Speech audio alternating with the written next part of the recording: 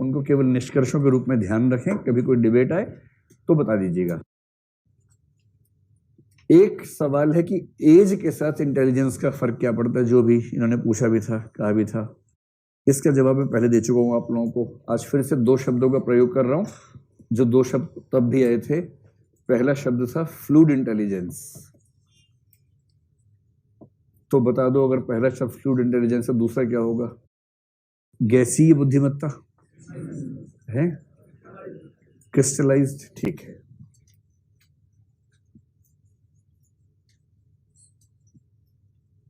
Crystallised intelligence, इन दोनों में अंतर क्या है?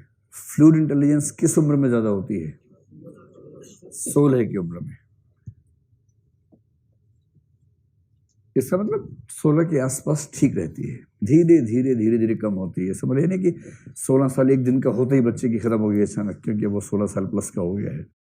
तो धीरे धीरे लाइफ में सब कुछ धीरे धीरे ही होता है आमतौर पे।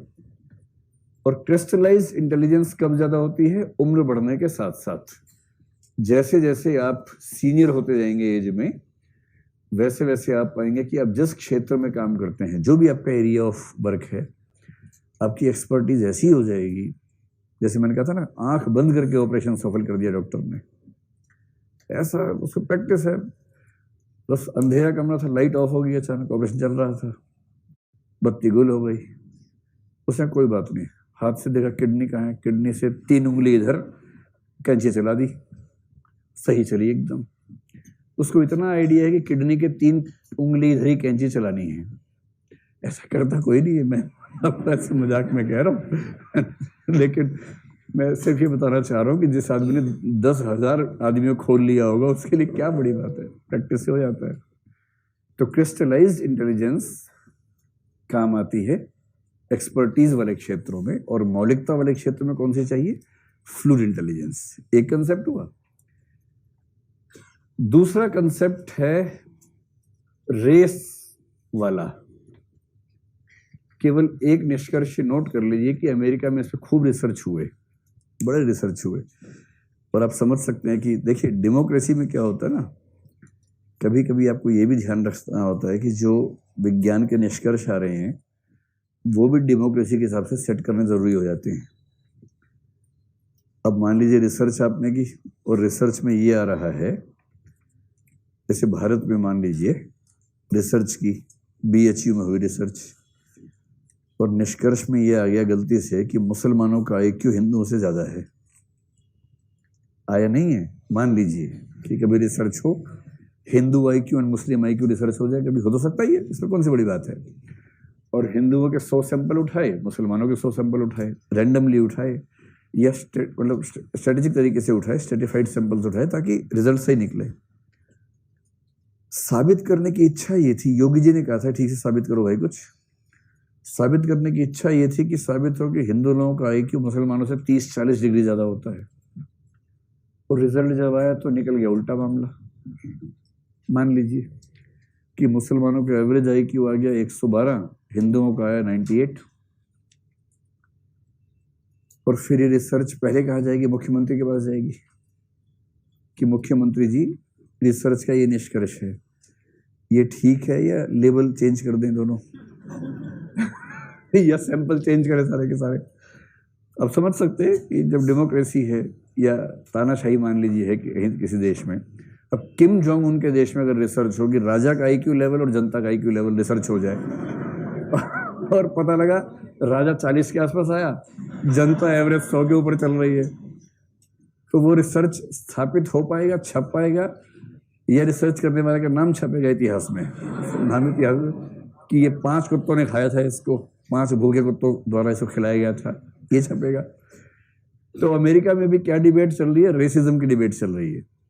तो जो वाइट्स हैं, वहां के वाइट्स और यहाँ के जो रूढ़िवादी हैं एक जैसे हैं। खोपड़ी तो एक जैसी है ना, एंटीना एक जैसा है, बस एंटीना कैच करता है चैनल अलग अलग। उनका चैनल कैच करता है कैथोलिक वाइट, यहाँ क्या करता है गीता पुराण, वो सब कैच कर लेता है। एंटीना सेम है, चैनल्स अलग अलग हैं दोनों स्थानों पर। तो वो साबित करने में जुटे रहते हैं कि वाइट्स जेनेटिक रूप में ब्लैक से बेहतर है। ठीक है, खूब रिसर्च करते हैं, और ये बात सही है कि हर रिसर्च का रिजल्ट यही निकलता है। अब कितना रिसर्च कर लें, हर केस में आईक्यू का रिजल्ट जो वाइट्स की एवरेज है वो ब्लैक्स की एवरेज से ज़्यादा आती है, ठीक ठाक ज़्यादा आती है। तो उनमें जो खुश होते हैं इस बात से, वो झंडे गाड़ देते हैं कि साबित हो गया। ऐसे ही हम थोड़ा ना आगे निकले हैं, सभ्यता के इतिहास में वही आगे निकलेगा जो बुद्धिमान है। हम बुद्धिमान हैं, जेनेटिकली बुद्धिमान है, रिसर्च साबित कर रही है। इस पर अश्वेत क्या करें? उनके पास ना विश्वविद्यालय, ना प्रोफेसर, ना रिसर्च करने की तकनीकें, वो कैसे साबित करें फिर? तो अंत में अमेरिकन साइकोलॉजिस्ट एसोसिएशन ने निष्कर्ष जो दिया बहुत संभल के दिया। उन्होंने कहा कि ये बात ठीक है कि हमारे अधिकांश रिसर्च साबित करते हैं कि वाइट्स का आईक्यू लेवल ब्लैक से बेहतर है, और जो साबित होता है वो तो ये होता है कि वहाँ एशियन अमेरिकन जो हैं उनका आईक्यू लेवल सबसे अच्छा है, जिसमें हम लोग आते हैं। जो लोग यहाँ से गए, भारत से या पाकिस्तान से, पाकिस्तान सुनते क्यों ऐसा मुंह लाते हो आप लोग भाई? वो भी तो एशिया में ही है। जो लोग भारत से गए या पाकिस्तान से गए या चीन से गए, वो एशियन अमेरिकन हैं। सेकंड जनरेशन में क्या हो गए? एशियन अमेरिकन हो गए। एशियन अमेरिकन का आईक्यू लेवल वाइट अमेरिकन से ज्यादा है, और वाइट अमेरिकन का आईक्यू लेवल जो ब्लैक अमेरिकन कहते हैं उनको, ब्लैक अमेरिकन या अफ्रीकन अमेरिकन से ज्यादा है। ये स्थापित निष्कर्ष है। आप इसमें से पहला हिस्सा लेके खुश हो सकते हैं कि हमारा आईक्यू लेवल उन लोगों से बेहतर है ना? आप खुश हो सकते हैं, पर इस खुशी को खत्म करने के उपाय मेरे पास हैं। इस खुशी को खत्म करने का पहला उपाय ये है कि जो एशियन अमेरिकन यहाँ से वहाँ गए हैं वो एशिया के सामान्य वर्ग का प्रतिनिधित्व नहीं करते हैं। वो यहाँ की क्रीम जाती है, वहाँ पर बहुत पढ़े लिखे, आईआईटी में टॉप किया, एम्स में टॉप किया, फिर क्या किया? अमेरिका चले गए। अमेरिका में जो भारतीय या पाकिस्तानी या चाइनीज गए हैं वो अपने देशों के सामान्य लोग नहीं हैं, वो अपने देशों के सबसे सफल और बुद्धिमान लोग थे पढ़ाई लिखाई में, इसलिए वहां चले गए, वहां बस गए। और सेकंड जनरेशन में वहां क्या कहा गया कि ये एशियन अमेरिकन हैं, इनको सैंपल लेते हैं। 100 इनके इकट्ठे कर लिए, पर ये 100 लाखों में से 100 निकले इस पहले, वो गए हुए थे। और वहां के 100 लिए, वहां के तो वहीं के 100 हैं। वो तो कोई भी चिंटू मिंटू मिल गया वहां का, तो सीधी सी बात है। तो ये सैंपलिंग इतनी गलत है, लेकिन इंडिया के लोग जो अमेरिका में है इसी रिसर्च को दिखा दिखा के चौड़े होते रहते हैं बार बार। हाउडी मोदी, हाउडी मोदी, फिर बताते हैं कि हम लोग तो कमाल के लोग हैं, अरे भारत के लोग मजाक समझते हो, सबसे ऊपर हम लोग चल रहे हैं।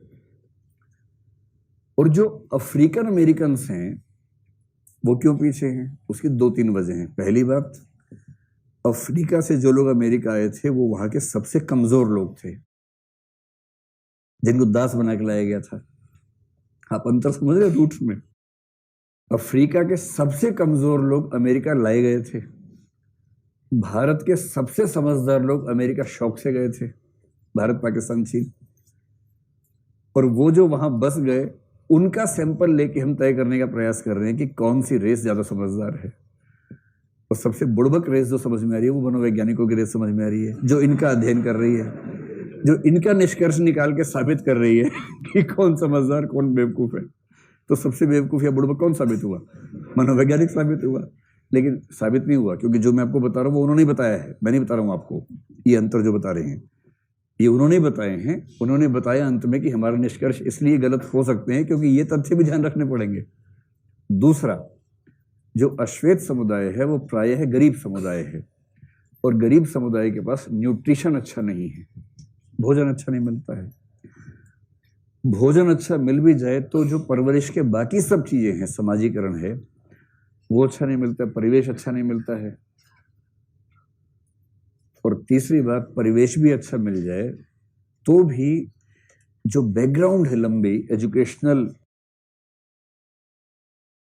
बैकग्राउंड वगैरह है, या हेल्थ भी इसमें एक जोड़ लीजिए, न्यूट्रिशन हेल्थ को एक ही साथ मान लेते हैं, वो अच्छा नहीं मिलता है। अब मैं आपको एक मजेदार सा लिंक इसे जोड़ के भारत का बताता हूँ।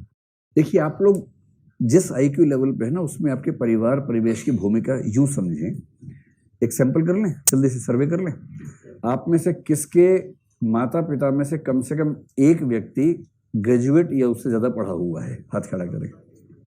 ये संख्या लगभग 70-80% दिख रही है, ठीक है। आप में से कितने बच्चे हैं जिनके पेरेंट्स में से कोई भी ग्रेजुएट नहीं है, हाथ खड़ा करें। संकोच मत कीजिए, इसमें आपकी गलती नहीं है बिल्कुल भी।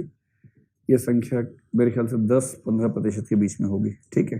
चलिए, अब मैं आपको ये पूछना चाह रहा हूं कि अगर आपके पेरेंट्स पढ़े लिखे हैं, इसका बेनिफिट आपको जीन्स के लेवल पर तो कुछ खास नहीं मिला होगा। जीन्स में तो एमए का जीन चला गया, बीटेक का जीन चला गया, वो तो नहीं होता है, सीधी सी बात है ना। डिग्री का जीन तो नहीं जाएगा। लेकिन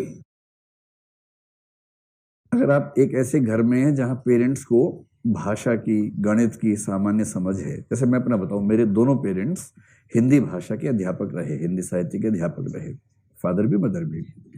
नहीं, लेकिन मैं अपने घर में अकेला हूँ। मेरे 2 भाई हैं, वो दोनों इंजीनियर्स हैं। मतलब मैं अकेला हूँ जो इस क्षेत्र में है।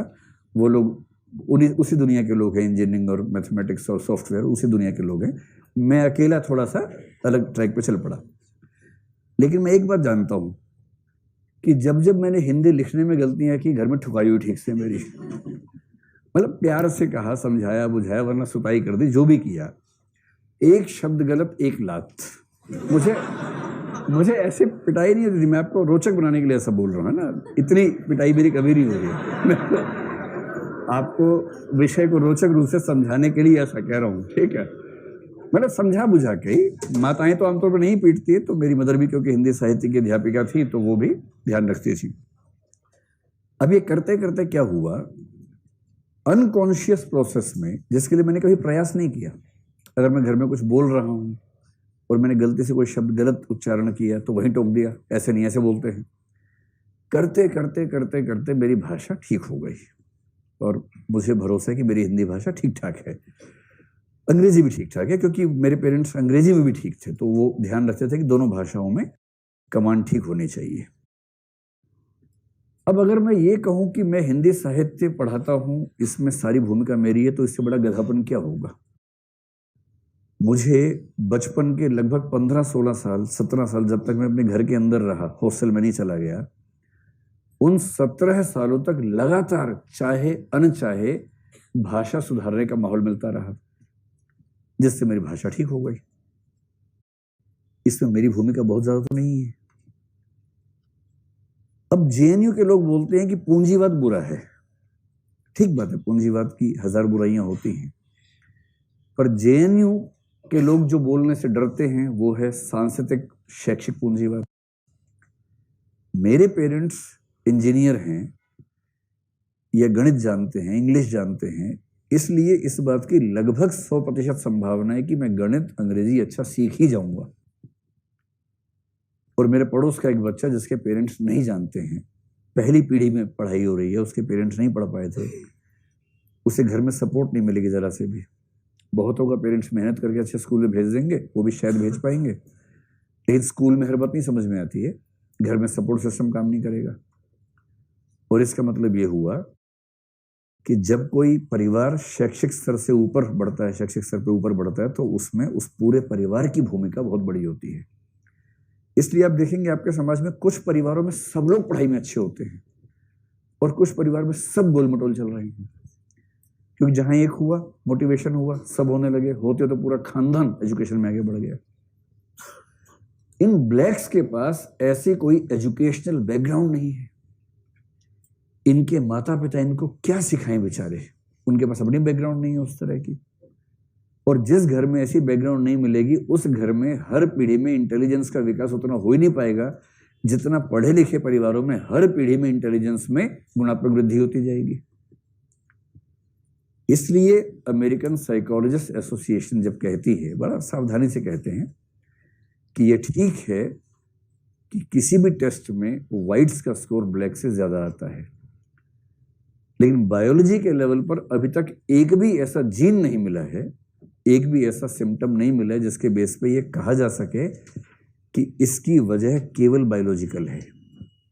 और हम ये मान के चलते हैं कि इसकी वजह सोशल है, इकोनॉमिक है, बैकग्राउंड में है, न कि जीन्स में है। ठीक यही निष्कर्ष है पुरुष महिला के मामले में। जनरल आईक्यू टेस्ट में पुरुषों का स्कोर महिलाओं से ज्यादा दिखता है। लेकिन इसकी असली वजह है ये मानना कि जेनेटिकली महिलाएं पीछे हैं, ऐसे निष्कर्ष निकालना मुश्किल है। कुछ मूर्ख एक कंसेप्ट का इस्तेमाल करते हैं, स्पेलिंग मेरा अनुमान है कि मैं ठीक लिख रहा हूं, आप चेक कर लीजिएगा। सेफेलिक इंडेक्स एक चीज होती है, सेफेलिक इंडेक्स।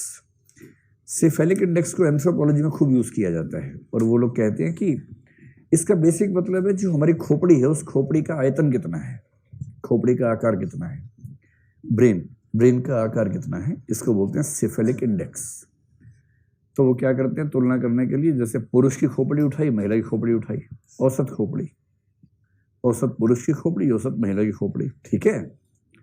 रेत भर के देखते हैं, फिर देखते हैं कितनी कितनी रेत भरी गई, इसको बोलते हैं सेफेलिक इंडेक्स, यानी खोपड़ी में कितनी रेत भरने का स्पेस है, वो पुरुष में ज्यादा है। इससे कुछ लोगों ने एक थियरी निकाली कि पुरुष के दिमाग में स्पेस ज्यादा है, इसलिए पुरुष का दिमाग ज्यादा है, इसलिए उसमें इंटेलिजेंस भी ज्यादा है।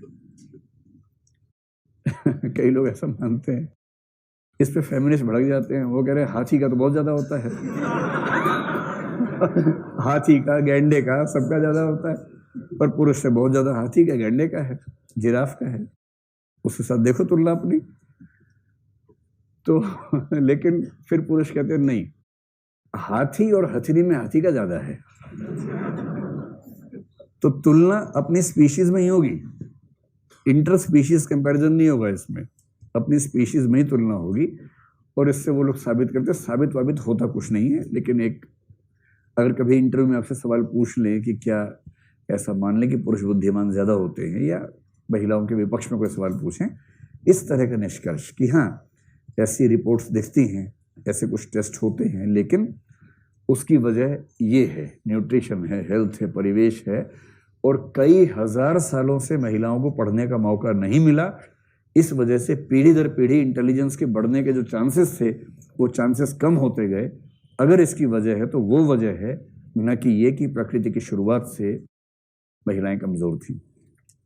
हम सबके दादा कौन है? अमीबा सिंह। और अमीबा का लिंग नहीं था।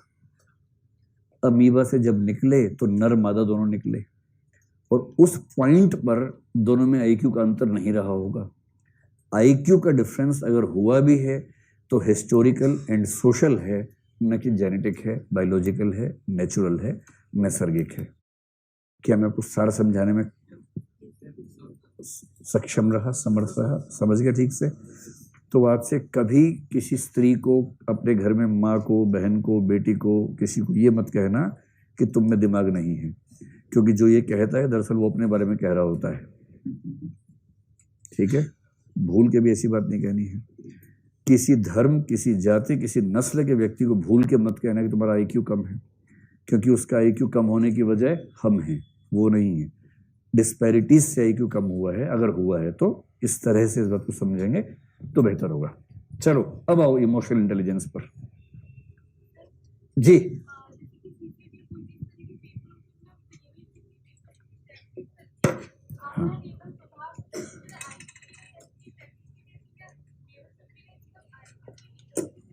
हाँ, आईक्यू के पेपर की प्रैक्टिस करने से आईक्यू लेवल सुधर जाता है। इसका मतलब सिर्फ इतना हुआ कि आप अपने रियल आईक्यू लेवल तक पहुंच जाते हैं। आपको अपना आईक्यू लेवल अगर नहीं पता है, अगर आप 4-5 बार वैसे क्वेश्चन से प्रैक्टिस कर लेंगे तो आपका लेवल थोड़ा सा बेहतर आ जाएगा। और इसलिए कहा जाता है कि आईक्यू का टेस्ट जब भी करना हो एकदम नए पेपर पे होना चाहिए। जितना नयापन उस पेपर में होगा उससे उतना एग्जैक्ट स्कोर पता लगेगा। अगर आपने 10 पेपर सॉल्व किए, वही क्वेश्चन रिपीट हो गए तो फिर बहुत एग्जैक्ट रिजल्ट नहीं आता है। और आईक्यू का रिजल्ट ऐसा नहीं है कि बहुत ऑब्जेक्टिव होता है, उसमें चलता रहता है, थोड़ा सब्जेक्टिविटी का स्कोप बना रहता है, कोई ऐसी खास दिक्कत नहीं है उसमें। इमोशनल इंटेलिजेंस, चलिए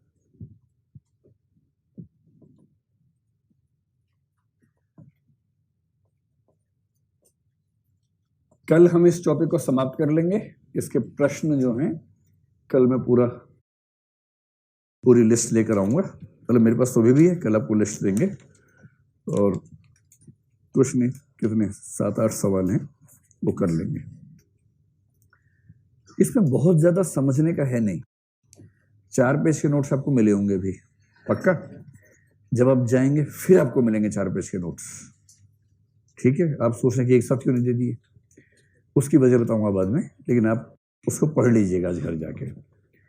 अगर उसको पढ़ लेंगे तो चीज़ें क्योंकि बहुत सिंपल हैं, पिन पॉइंटेड हैं, तो हम कल प्रश्नों का अभ्यास सीधे करेंगे और उसमें जो दिक्कत वाली बातें उन्हीं को केवल डिस्कस करेंगे।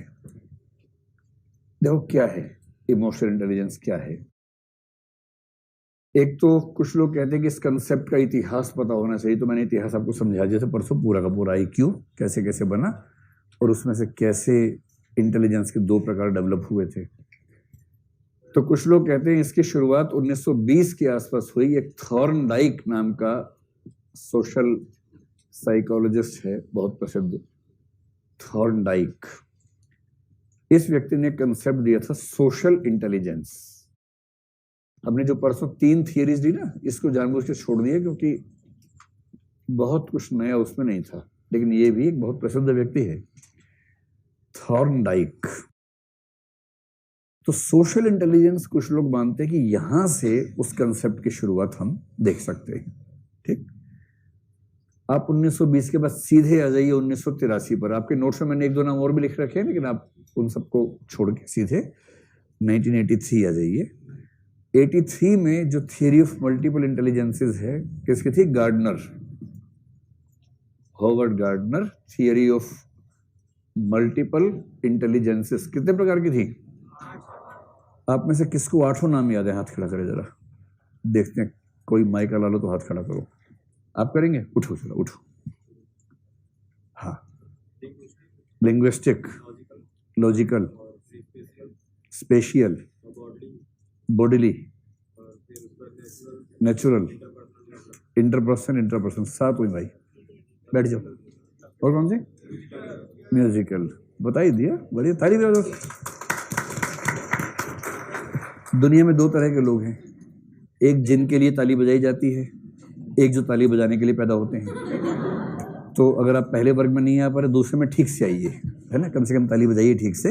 अगर किसी ने ऐसा काम किया है ताली बजवाने वाला, तो बजाइए ठीक तरीके से, है ना। 1983 में गार्डनर ने 8 प्रकार की इंटेलिजेंस की थियरी दी, जिसमें से 2 प्रकार कौन कौन से थे? इंट्रापर्सनल और इंटरपर्सनल। कुछ लोग मानते हैं कि इन दोनों के समुच्चय का ही नाम होता है इमोशनल इंटेलिजेंस। ये बात आपको मैंने उस दिन बताई थी। अब इसके बाद की जो कहानी है थोड़ी सी वो समझ लें। इसके बाद 1985 में एक व्यक्ति हुए, Wayne Penn, WAYNE, Wayne Penn ने पहली बार इमोशनल इंटेलिजेंस शब्द का प्रयोग कर दिया।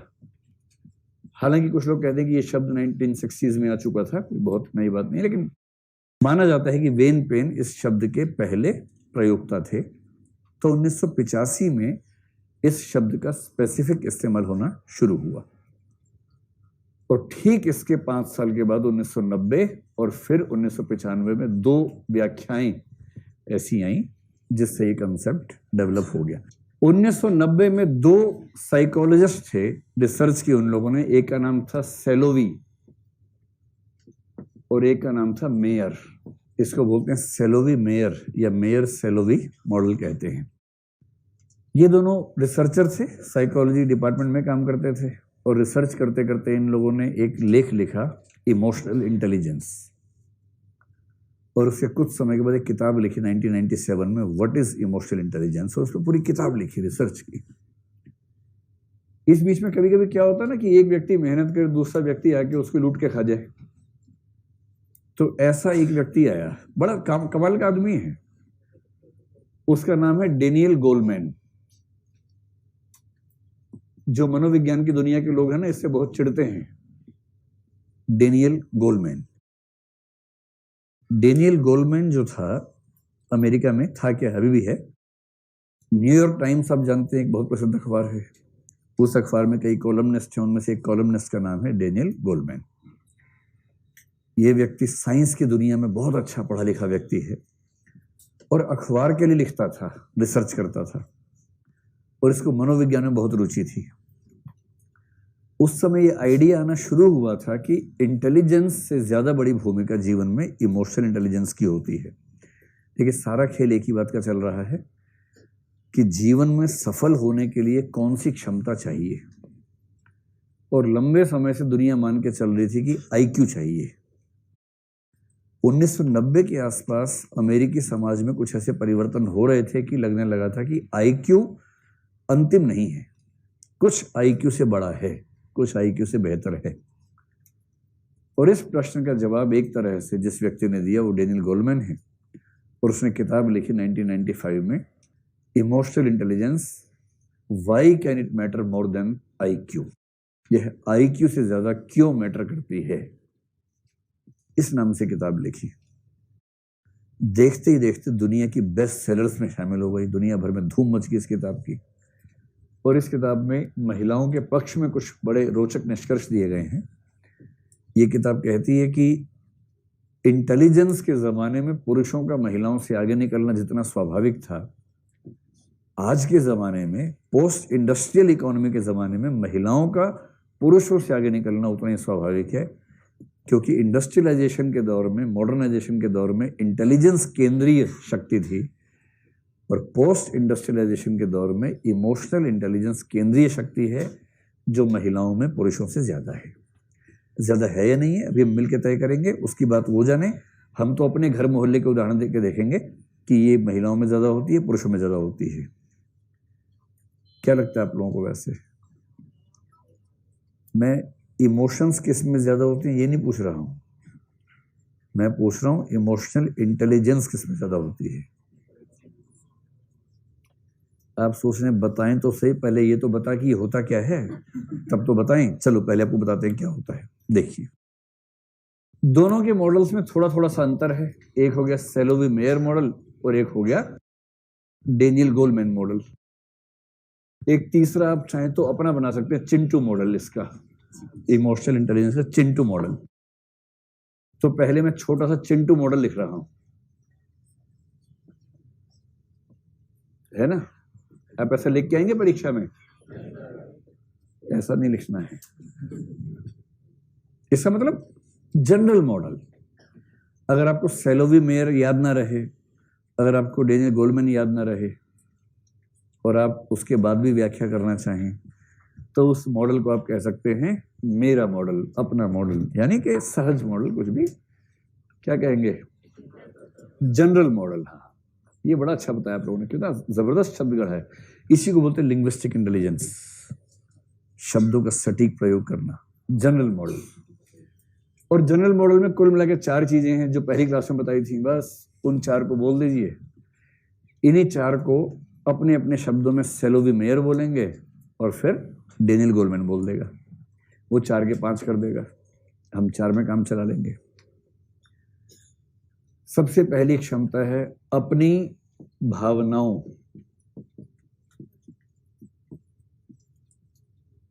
को समझना। यहां भावनाओं का मतलब सिर्फ भावनाएं नहीं, अपनी भावनाएं, अनुभूतियां, मनःस्थितियां, वो सब। तो अपनी भावनाओं ऑब्लिग मनःस्थितियों, मनःस्थिति का मोटा मोटा अनुवाद होता है मूड, मूड्स को समझना।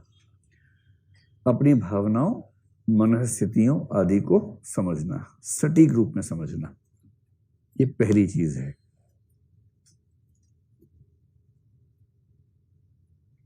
दूसरी चीज उसी से अगर लिंक कर दें,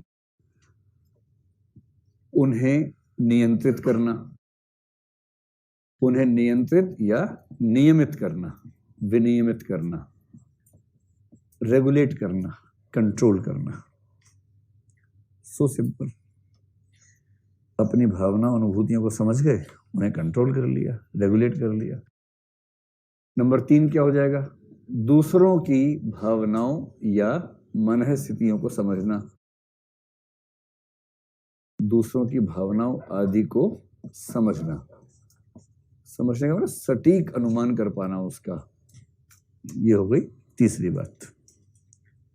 और चौथी बात इसी से लिंक हो जाएगी, क्या हो जाएगी? उन्हें कंट्रोल करना, नियंत्रित करना या रेगुलेट करना। उन्हें कंट्रोल या रेगुलेट करना, बस 4 बातें। इसमें से क्या खास बात है? अब बताओ ये क्षमता किसमें ज्यादा होती है? महिलाओं में? अच्छा, बारी बारी करना पड़ेगा। ये चारों मिला के एक ही चीज होती है, क्षमता। अच्छा, जो पहले वाली है अपनी भावनाओं और मनस्थितियों को समझना, ये महिलाओं में ज्यादा होता है। एग्जैक्टली समझ जाती हैं ये मन में क्या चल रहा है, तुलना में, मतलब पुरुषों की तुलना में ज्यादा ठीक समझ जाती हैं, और कंट्रोल नहीं कर पाती हैं। लेकिन पुरुष ज्यादा कंट्रोल कर लेता है। हाँ, जैसे पुरुष है, रोना आ रहा है तो रोता नहीं है, जूते ठीक करने लग जाता है। ठीक है। और दूसरों की भावनाओं को समझने के मामले में महिलाएं? पक्का? और कंट्रोल करने के मामले में?